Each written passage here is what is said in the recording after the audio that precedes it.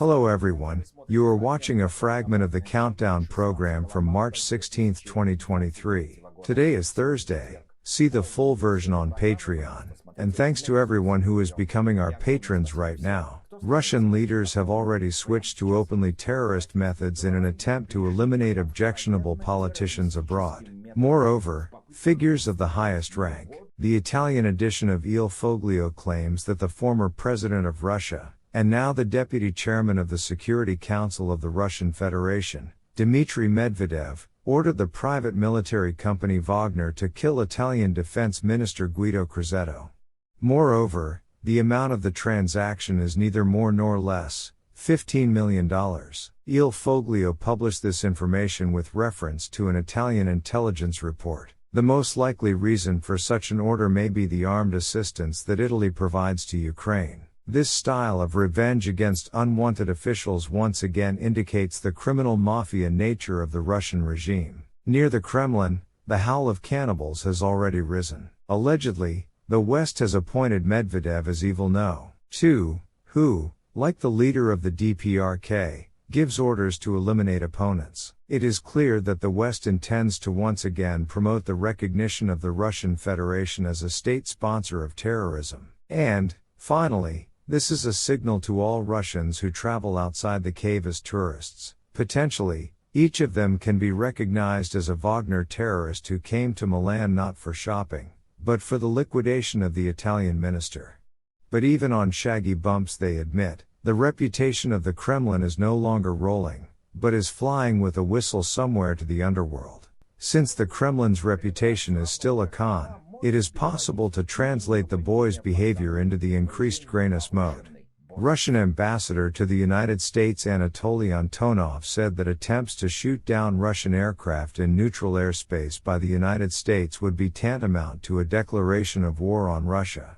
Earlier, Senator Lindsey Graham called for attacking Russian aircraft in case of a threat to American devices. Graham's reaction was triggered by an incident with a drone shot down by the Russian Air Force over the Black Sea. Antonov was extremely belligerent. Intentionally attacking a Russian aircraft in neutral airspace is not just a crime under international law, but also an open declaration of war against the largest nuclear power, he said.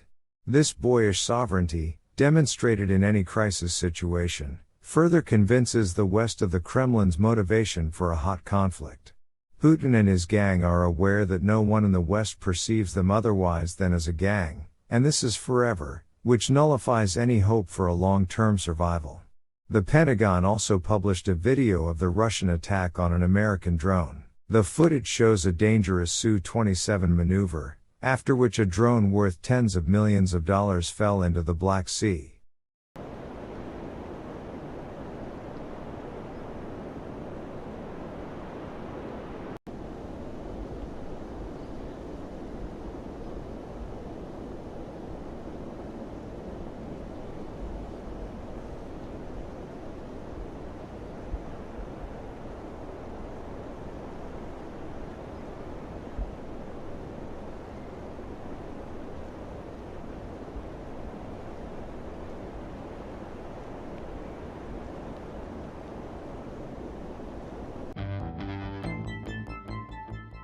Become our patrons now and look further in this program. According to Politico, the offensive of the armed forces of Ukraine will begin in May, and there are two scenarios for this offensive. The Pentagon confirmed that the Russian military is actively searching for the wreckage of the downed drone with the help of ships and aircraft.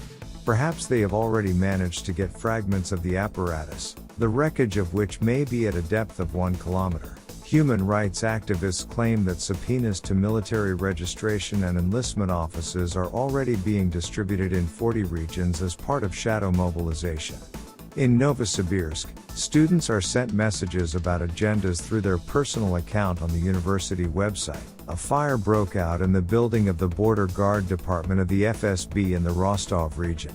Eyewitnesses report that before the fire started, the sound of an explosion was heard in the building. Inside the cave, a discussion unfolded. What kind of opposition is dearer to the population of the cattle farm? It turned out that respondents equally hate both Venediktov and FBK. Experts versed in the moods of the savages argue that the cave needs new liberal muzzles. Putin met with fascist businessman as part of the collective responsibility of the lads for their actions. In the atmosphere of the impending Nix, the fat bulls present were told that it was time to share. Gauleiter of the Crimea Sergei Aksyonov proposed to deprive the citizenship of those who do not rise to the Russian anthem. All the paralytics of the cave tensed. And that's all for today. See the full version of the program on the Patreon resource. And thanks to everyone who is becoming our patrons right now. You can also download this video and re-upload it wherever you see fit. This will be a kind of response to the system to the aggravation of pressure on our channel. I hugged everyone. Meet tomorrow on Friday Live. Glory to Ukraine.